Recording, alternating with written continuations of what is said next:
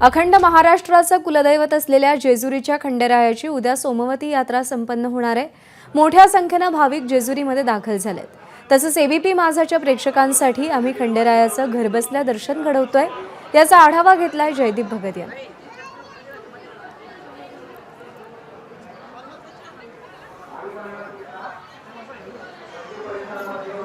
अखंड महाराष्ट्राचं कुलदैवत असलेल्या जेजुरीच्या खंडेरायाची उद्या सोमवती यात्रा आहे आणि त्याची तयारी जी आहे ती जय्यत तयारी सुरू आपल्याला पाहायला मिळते। तर आपण एबीपी माझाच्या प्रेक्षकांसाठी खास मंदिराच्या गाभाऱ्यातून जो आहे तो खंडोबाचं दर्शन आपण घर बसल्या प्रेक्षकांना देत आहोत। उद्याची तयारी नेमकी कशा पद्धतीने असेल याच विषयी बोलण्यासाठी आपल्यासोबत मंदिराचे विश्वस्त जे आहेत मंगेश गोणे सर आपल्यासोबत आहेत। कशा पद्धतीने देवस्थानच्या वतीने तयारी करण्यात आली? जय मला आत्ताच आपण बघितलं असेल की पालखीचं बांधणी आता झाली।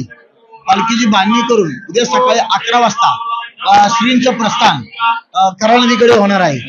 11 वाजता जाईल पालखी व अंदाजे एक 4:30 ते 5च्या वेळेस कऱ्हा नदीवर स्नान होईल।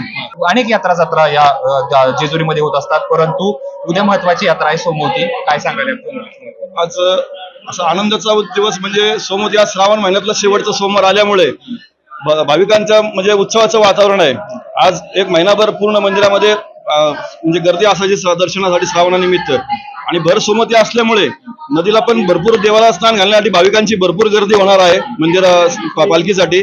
आणि देवसंस्थानने म्हणजे आमचे खांदेकरी मानकरी गावकरी ट्रस्ट असेल तर सर्व आमच्या खांदेकरी मानकऱ्यांच्या वतीने म्हणजे देवस्थाननी आम्हाला सगळ्या सुखसुविधा म्हणजे रस्त्याची सोय असेल, नाश्त्याची सोय असेल, चहा पाण्याची सोय, जे काय सगळं आहे ते नर्तन देवस्थाननी आम्हाला सगळ्या सुविधा पुरवण्याची व्यवस्था केलेली आहे। जी मोठी यात्रा असते ती सोमवतीची, जी त्याची तयारी जी आहे ती जय्यत सुरू असल्याचं आपल्याला पाहायला मिळतंय। कॅमेरा पर्सन वैभव सह जयदीप भगत, एबीपी माझा, जेजुरी। एबीपी माझा, उघडा डोळे बघा नीट।